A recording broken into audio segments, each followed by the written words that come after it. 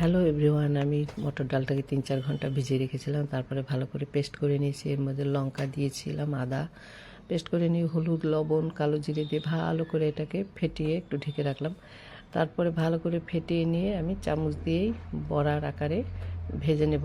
তাহলে ফ্লপি হবে। যত ফেটবেন বড়া ভাজার আগে, তাহলে বড়াটা ভেতর থেকে বেশ ফাঁকা থাকবে, হালকা হবে আর ভালো লাগবে খেতে। তা আরাম করে আমি ভেজে নিলাম একটু। তারপরে তেলের মধ্যে লঙ্কা, শুকনো লঙ্কা, জিরে, তেজপাতা দিয়ে আর লঙ্কা, আদা, জিরে, তেজপাতা, রাঁধুনি, ধনে পেস্ট দিয়ে ভালো করে কষিয়ে নিয়ে তারপরে আমি এদিকে টমেটো পেস্টটা দেইনি। ভালো করে কষিয়ে নিয়ে জল দিয়ে ফুটলো, ফোটার পরে বড়াগুলো দিয়ে আবার জাল করে নিয়েছি। এবার নামিয়ে দিলাম। গরম মশলা দিয়েছি, স্কিপ হয়ে গেছে।